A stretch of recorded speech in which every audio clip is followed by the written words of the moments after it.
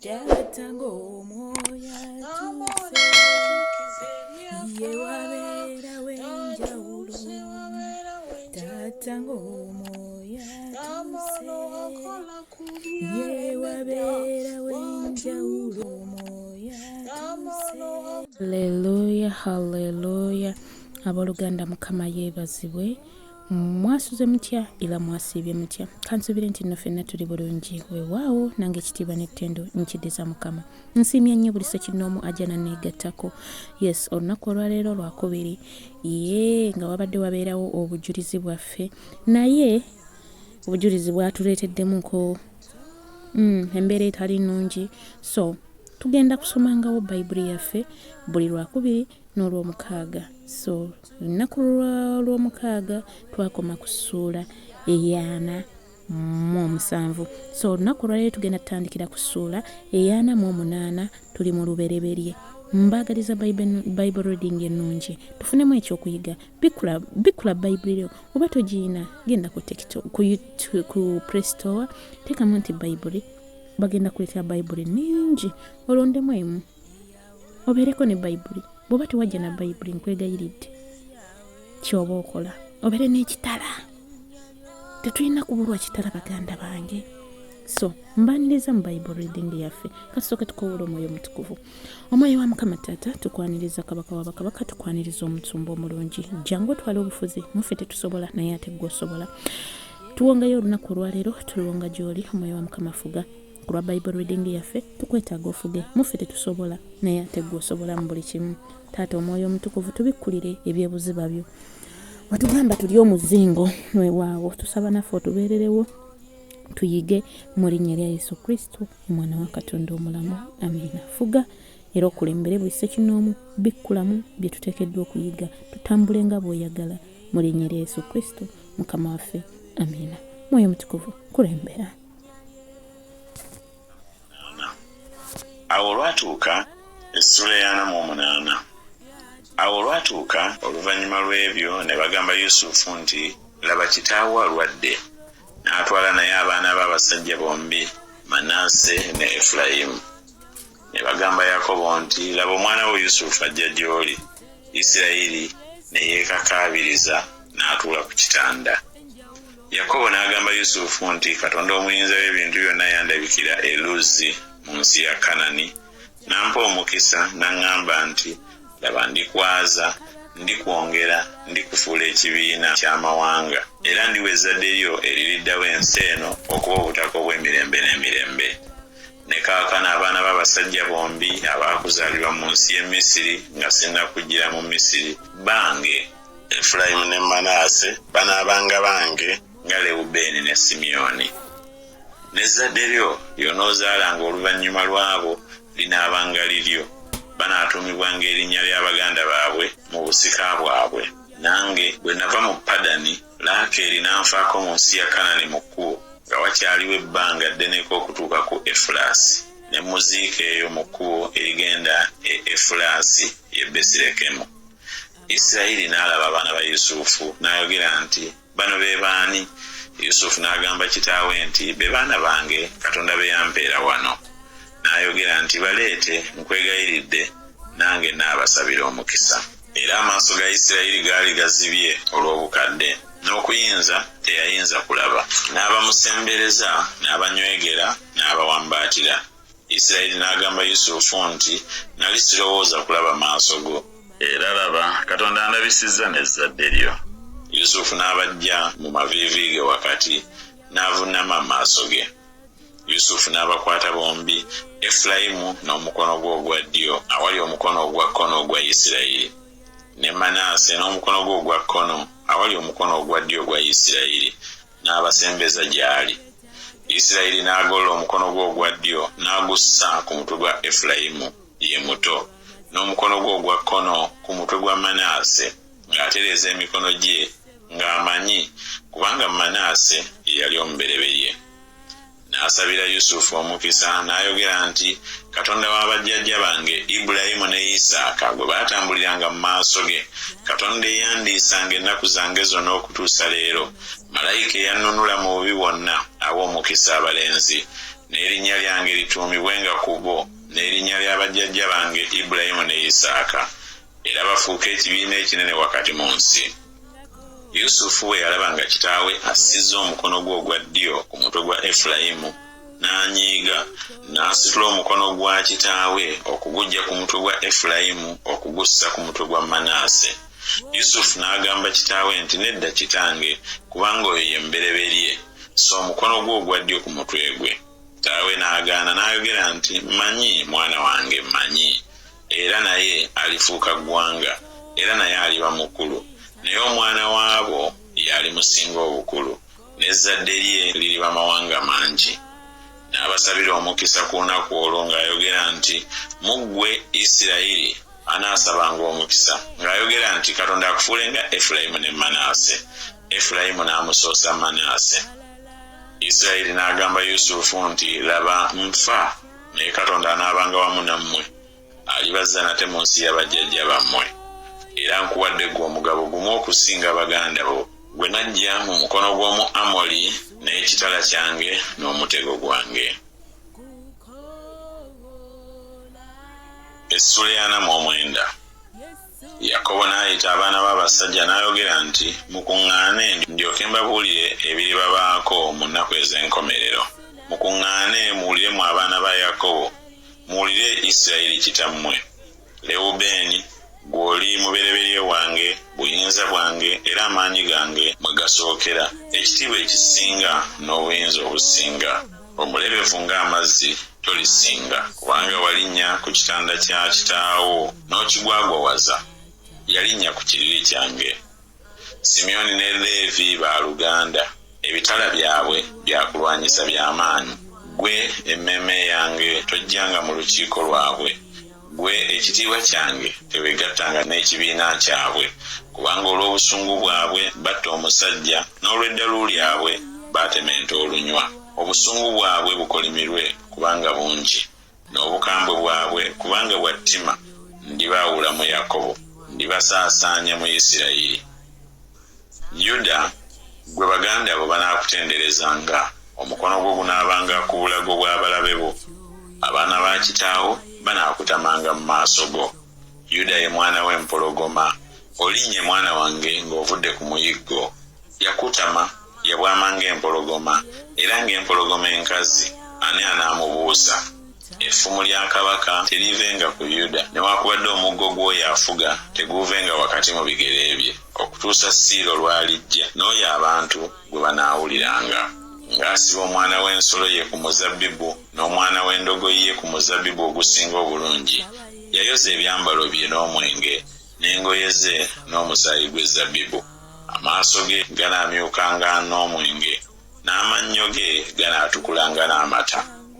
Zebbulooni anaatulanga ku ttale y'ennyanja, anaabanga omwalo ogw'amaato, n'ensalo ye eneebanga ku Sidoni. Isakaali y'endogoyi erina amaanyi, egalamira awali ebisibo by'endiga. N'alaba okuwummulanga kulungi n'ensi nga yakwesiima. N'akutamya ekibegabega ky'okusitula, n'afuuka omuddu alagirwa emirimu. Daani anaasaliranga abantu b'emisango, ye nga kye kika mu bika bya Isirayiri. Daani anaabanga omusota mu luguudo, embalasaasa mu kkubo, eruma embalaasi ebinuulo, n'okugalanjuka yeebagadde n'agalanjuka. Nindiridde obulokozi bwo, Ayi Mukama. Gaadi, ekibiina kiri munyigiriza, naye alinyigiriza ekisinziiro kyabwe. Mu Aseri, emmere ye eneebanga ngimu, anaaleetanga enva ennungi eza kabaka. Nafutaali y'empeewo esumuluddwa, ayogera ebigambo ebirungi. Yusufu y'ettabi eribala ennyo, ettabi eribala ennyo awali oluzzi, abaana be babuna bbugwe. Abalasa obusaale baamunakuwaza nnyo, baamulasa baamuyigganya, naye omutego gwe ne gunywera n'amaanyi, n'emikono gy'engalo ze ne giweebwa amaanyi eri emikono gy'omuyinza wa Yakobo, omuva omusumba ejjinja lya Isirayiri. Ye Katonda wa kitaawo anaakubeeranga, ye muyinza w'ebintu byonna anaakuwanga omukisa, omukisa oguva mu ggulu waggulu, n'omukisa oguva mu nnyanja egalamira wansi, n'omukisa oguva mu mabeere n'oguva mu lubuto. omukisa gwa kitaawo gusingidde ddala omukisa gwa bajjajja bange okutuusa ku nsala ey'enkomerero ey'ensozi ezitaliggwaawo. Gunaabanga ku mutwe gwa Yusufu ne ku bwezinge bw'oyo eyayawulibwa ne baganda be. Benyamini gwe musege ogunyaga, enkya anaalyanga omuyiggo era akawungeezi anaagabanga omunyago. Ebyo byonna bye bika bya Isirayiri 12 n'ebyo kitaabwe bye yababuulira n'abasabira omukisa, buli muntu ng'omukisa gwe bwe gwali bwe yabasabira bw'atyo omukisa. N'abakuutira n'abagamba nti, ngenda okutwalibwa awali abantu bange, munziikanga wamu ne bajjajja bange mu mpuku eri mu nnimiro ya Efuloni Omukiiti, mu mpuku eri mu nnimiro ya Makupeera eri mu maaso ga Mamule, mu nsi ya Kanani, Efuloni Omukiiti gye yaguza Ibulayimu awamu n'ennimiro okuba obutaka obw'okuziikangamu. Eyo gye baaziika Ibulayimu ne Saala mukazi we, eyo gye baaziika Isaaka ne Lebeka mukazi we, era eyo gye naziika Leeya. Ennimiro n'empuku egirimu abaana ba Keesi gye baabaguza. Awo Yakobo yamala okukuutira abaana be, n'afunya amagulu ge ku kitanda, n'ata obulamu, n'atwalibwa eri abantu be. Essula ya 5.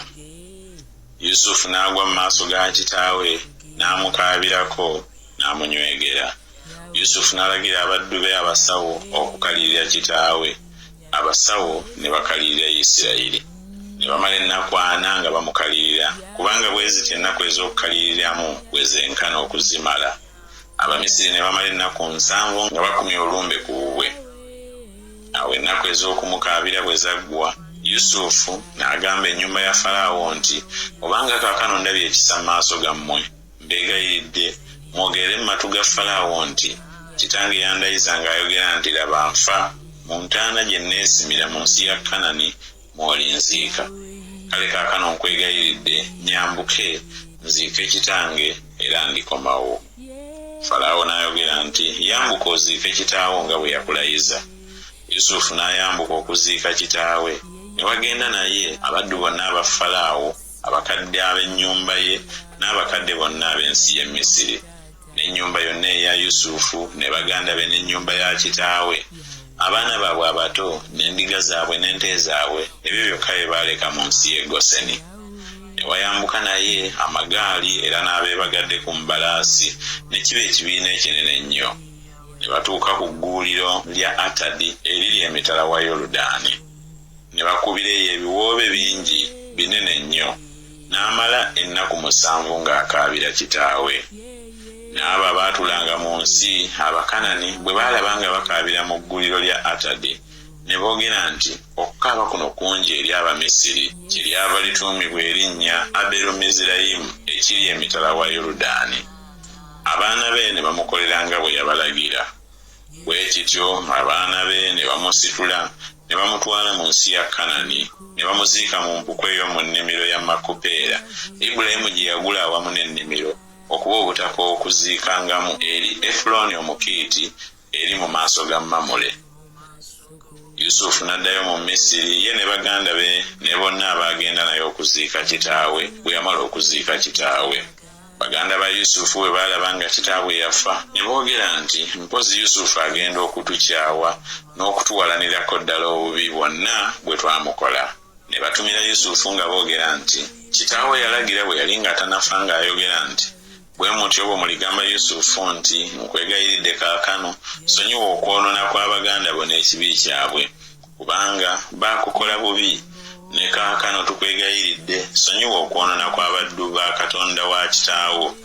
Yusufu n'akaaba amaziga bwe baayogera naye. Ne baganda be n'okugenda ne bagenda ne bavuunama mu maaso ge, ne boogera nti, laba tuli baddu bo.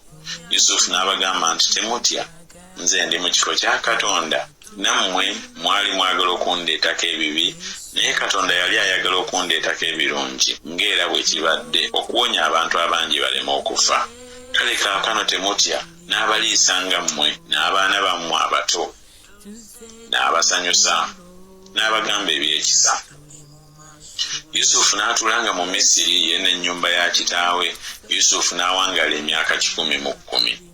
Yusufu n'alaba abaana ba Efulayimu bannakabirye era n'abaana ba Makiri omwana wa Manaase baazaalirwa ku maviivi ga Yusufu. Yusufu n'agamba baganda be nti nfa, naye Katonda talirema kubajjira n'okubajja mu nsi eno okubatwala mu nsi gye yalayira Ibulayimu, Isaaka ne Yakobo. Yusufu n'alayiza abaana ba Isirayiri ng'ayogera nti Katonda talirema kubajjira, nammwe mulitwala amagumba gange nga mugajja muno. Bw'atyo Yusufu n'afa nga yakamaze emyaka 10 ne bamukalirira ne bamuteeka mu ssanduuko ey'okuziikamu mu Misiri. Haleluya. Bakulisaayo nnyo Bible reading yaffe mukulekere eyo ddala. Olubereberye tululazeeko. Yes, tugenda tandika ate ku kitabo ekirala. Abampeera omukisa Mukama nga tufunamu ekyokuyiga. Nsigadde nze omumbejja wa Yesu NKSM. Obuweereza waffe batuyita Lift Up Your Faith Altar. So omupiira yakatwegattako kwegayirira n'obweyombeefu olikinge, okomentinge, oluvannyuma ly'oko subscribinge. Teweerabira kusharingirako munno gw'oyina yeeyo. Mu linnya lya Yesu ajja kukola bulungi Mukama. Kale katusabire ekitabo kyaffe eky'olubereberye tukyebaliza Mukama kyatu nga tukimalako nga bwe tukimazeeko. Omwoyo wa Mukama Taata tukwebaza ku lw'ekitabo kyaffe eky'olubereberye. Weebale gwe atusobozesezza Mukama Taata. Tukwebaza nti otuwaddemu ekyokuyiga. Weebale omusumba omulungi era nkusaba bye tuyize byonna mu kitabo kino bitubeerengamu, tubitambulirengamu mu linnya lya Yesu Kristo omwana wa Katonda omulamu. Leka tutambulenga bajjajjaffe baatambula. Tunywereze mu bulokozi, mu butukuvu n'obutuukirivu. Tunyweze tusobolenga Mukama Taata awali omuyaga okuyitawo nga bajjajjaffe baayitawo. Tunyweze mu mbeera yonna yonna gye tuba tuyitamu omwoyo wa Mukama. Leka tubeere abaweereza abalungi, leka tubeere abaana baba basaanidde mu linnya lya Yesu Kristo omwana wa Katonda omulamu. Weebale Kabaka wa bakabaka, weebale omusumba omulungi era twewonga wansi w'endagaano y'omusaayi gwa Yesu. Ekitabo kino tukiwonga wansi w'endagaano y'omusaayi gwa Yesu kitufuule ab'enjawulo. Bwe tubadde tutambula obubi tutuuse amakubo gaffe, bwe tubadde tutambulira mu kizikiza tudde mu kitangaala mu linnya lya Yesu Kristo omwana wa Katonda omulamu. Weebale omwoyo omutukuvu, weebale gwayogera n'emmeeme zaffe. Okuva n'olwaliro Mukama Taata Kabaka wa bakabaka, leka tukole ng'ekigambo kye bwe kyogedde mu linnya lya Yesu Kristo Mukama waffe. Weebale omusumba omulungi, weebale Kabaka wa bakabaka era okuva n'olwaliro twewonga wansi w'endagaano y'omusaayi gwa Yesu na buli famire yaffe yonna, baana baffe, eggwanga lyaffe, ensi yaffe, leka kitambulenga ggwe bw'oyagala so singa ffe bwe twagala. Tera tuwuliriza ne tuwuliriza noleka okwagala kwo kwe kuba kukola mu ffe mu linnya lya Yesu Kristo mwana wa Katonda omulamu. Weebale Yesu, weebale Kabaka wa bakabaka, weebale omusumba omulungi. Atugamba tujjanga gy'oli tusabenga bwe buti. Kitaffe ali mu ggulu, erinnya lyo litukuzibwe, obwakabaka bwo bujje, by'oyagala bikolebwe mu nsi nga bikolebwa mu ggulu. Tulina yaffe ey'olwaleero, sonyiwa okwonoona kwaffe, nga naffe tusonyiwa abatwonoona, totutwala mu kukemebwa n'ekyokola ery'omubiri, kulonga obwakabaka n'obuyinza n'ekitiibwa byonna bibyo emirembe n'emirembe. Amiina. Ekisa kya Mukama waffe Yesu Kristo n'okwagala kwa Katonda n'okusa kimu eky'omwoyo omutuukirivu mbeere naffe ffenna n'eri abooluganda bonna emirembe egitaggwaawo. Amiina. Haleluya, haleluya. Abooluganda twebaza Mukama nti nno tumazeeko ekitabo kino. Nsigadde nze omumbejja wa Yesu naye teweerabira ku subscribinga, ku likinga, commentinga. Omupya eyakikola edda mukwano weebale, sigala ng'okyeyalingirako banno ng'oweerezaako wamu nabo mu linnya lya Yesu Kristo. Shalom, shalom, shalom. Sumulula bisuwe Mukama Taata, tewenkanika wewe ekitiibwa, tewenkanika Yesu, tewenkanika wewe ekitiibwa. Yeah, yeah.